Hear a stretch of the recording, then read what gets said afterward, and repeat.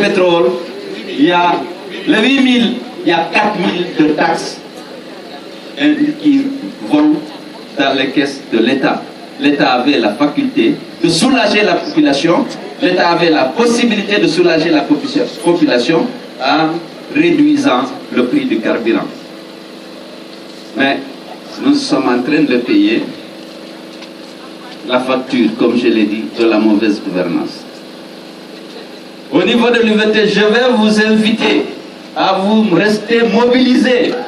Si c'est nécessaire, nous allons faire usage de notre droit d'organiser des manifestations sur les places publiques et dans les rues pour exiger le respect des lois de la République, le respect des engagements pris notamment dans les accords politiques, pour exiger que les populations guinéennes ne continuent pas de payer l'enrichissement illicite des membres du clan présidentiel. C'est un droit que nous pouvons naturellement défendre par tous les moyens légaux.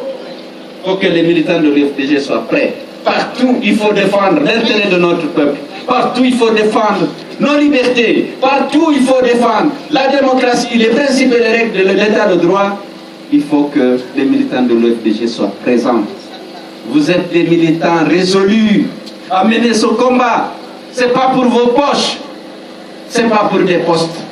Nous avons décidé de nous battre pour l'instauration de la démocratie, pour le respect de nos libertés, de nos droits, pour l'amélioration des conditions de vie de nos populations. Voilà un parti fort, parce que les militants sont unis autour des valeurs que nous défendons.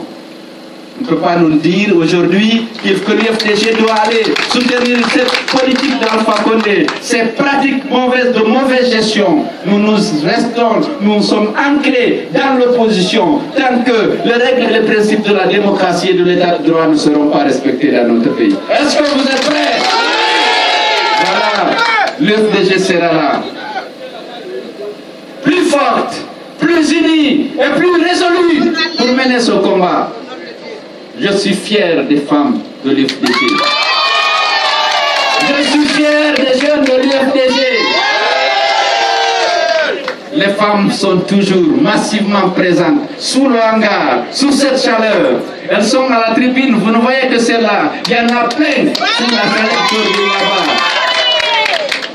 On n'envoie pas les bus vous chercher, on n'envoie pas de l'argent. Vous êtes venus ici pour marquer notre attachement à votre parti et votre détermination résolue à continuer le combat pour que les Guinéens soient libérés de la peur, pour que notre pays soit libéré de la misère, pour que notre jeunesse désœuvrée par manque d'emploi trouve enfin le moyen de subvenir à ses besoins, pour que les jeunes qui meurent de plus en plus nombreux dans la traversée de l'Atlantique, pour qu'ils se fixent chez eux, qu'ils puissent le moins trouver la voie de l'épanouissement, pour qu'ils trouvent des emplois, pour qu'il y ait la justice dans notre pays, pour qu'il y ait du travail, et que les richesses de ce pays soient exploitées dans l'intérêt de toutes les populations guinéennes.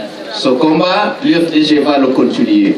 Malgré toutes les difficultés qu'on est en train de dresser sur notre chemin, ça ne marchera pas. M. Alpha Condé, depuis 2011, il n'y a pas ce qu'il n'a pas fait pour déstabiliser l'UFDG. Il vient de tirer les dernières cartouches, mais ça ne marchera pas. L'UFDG restera uni et le parti continuera à incarner ces valeurs pour lesquelles nous nous battons. Et croyez-moi, la victoire n'est pas loin. N'est pas loin. Bientôt. Parce que la population a été trompée. Le pouvoir a menti. Aujourd'hui, ils sont pris en flagrant délit de mensonge vis-à-vis du Fonds monétaire et de la Banque mondiale. Parce qu'ils ont communiqué des données erronées qui leur ont permis de décaisser de l'argent, près de 60 millions de dollars. Ce n'est pas exclu qu'on demande au gouvernement de rembourser ce montant. Je sais de quoi je parle, mais j'attends de réunir les preuves et la prochaine fois, je vous donnerai des informations plus précises. Vive l'UFDG! je fais faire comme Bassalim, je n'ai pas bien entendu. Vive l'UFDG!